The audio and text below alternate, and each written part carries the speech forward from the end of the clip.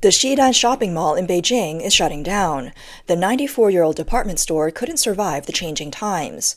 According to Beijing Daily, Xidan Shopping Mall will close after December 31st this year. They say it's for renovations and upgrades, but no one knows when or if it will reopen. With so many businesses shutting down lately, it's hard to say if Xidan Mall will ever open its doors again. Shidan Mall was founded in 1930 and has gone through 2 major renovations. This might be the last one. In today's China, the future feels uncertain. The current economic situation doesn't look good. Videos online show the mall covered with posters announcing store-wide clearance for upgrades. Many stores are having sales with signs reading 10 to 20% off the original price or special discounts. Shidan Mall looks old and worn. A reporter from Beijing Daily visited and found that most shoppers were elderly, with very few young people around. Older shoppers usually don't spend much, and with mainly elderly visitors, Shidan Mall isn't competitive against other shopping centers. Closing for upgrades seems inevitable. Some hope that the mall can make a comeback in a few years, but that won't be easy. Even more surprising than Shidan Mall's closure is news that Qipu Road Wholesale Market, a large and famous market in Shanghai, is also shutting down. A recent scandal involving fake down jackets shook the country, and the down jacket section of Qipu Market completely shut down. This year, we visited Shanghai Qipu Road, the largest clothing wholesale market in the Yangtze River Delta. Here we're at New Qipu Market. It's 9 a.m., and the place is completely empty. Back in the day, this market was so crowded that you could barely move. As we walk through the market to see how things are now, we finally turn a corner and spot a hardworking store owner hauling goods by herself. A few years ago, this street would be packed with buses and vans unloading supplies. Today at 9 a.m., I only see 2. I recently visited Kunming's Wuhan Wholesale Market, and now I'm here at Qipu Road in Shanghai. I can't help but wonder how things are in Hangzhou and Shenzhen. Many wholesalers, out of desperation, have turned to live stream selling with just their phones. The market is eerily quiet now, with everyone adopting a laid-back, almost zen-like attitude. A handful of porters wandering around seem relaxed and unhurried. My impression of Shanghai used to be all about its fast pace and bustling energy. Now it's so calm that it reminds me of Chengdu, where people leisurely sip tea. The pedestrian bridge connecting Xinjiang and Qipu once overflowed with people, so crowded it felt like someone might fall off. Even beggars used to do well here, but now they're nowhere to be found. This narrow lane, once packed with parked buses, is completely empty today. 10 years ago, Qipu Road was a sea of people and activity. Now, that scene is nowhere to be seen.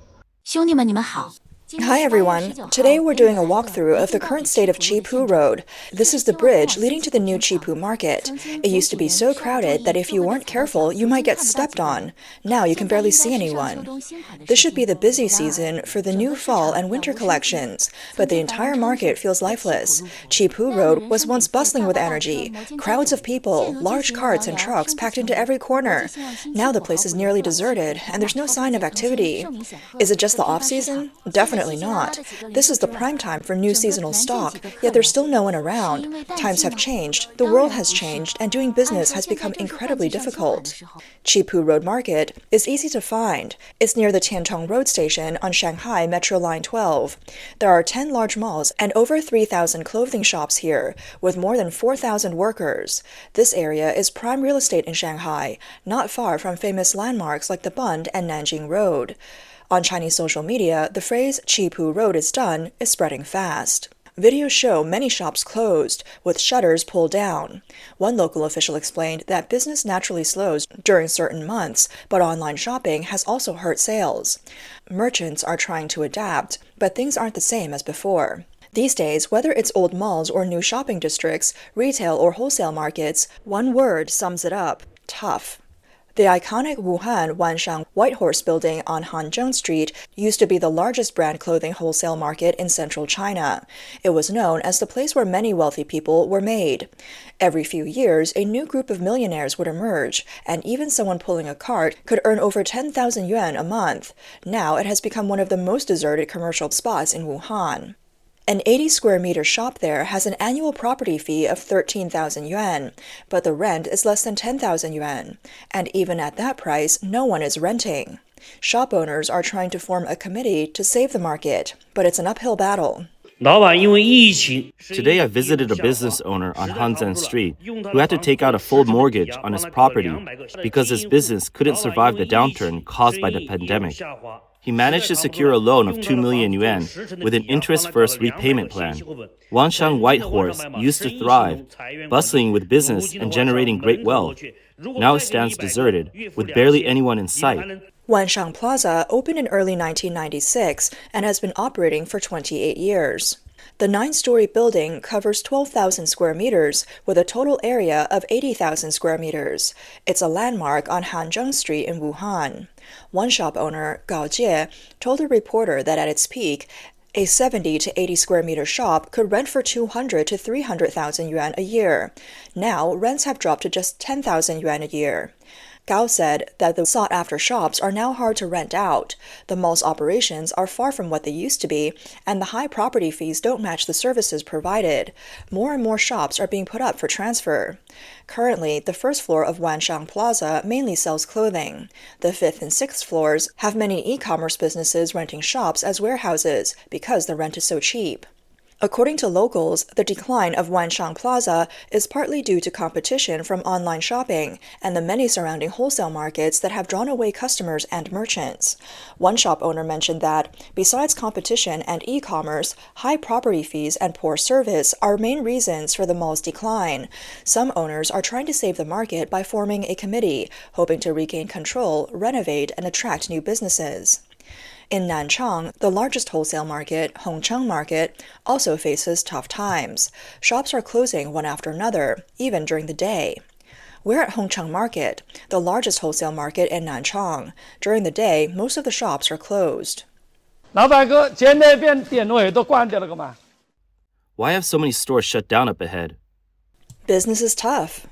This is the 3rd floor Hongcheng Market, where shoes are sold in bulk.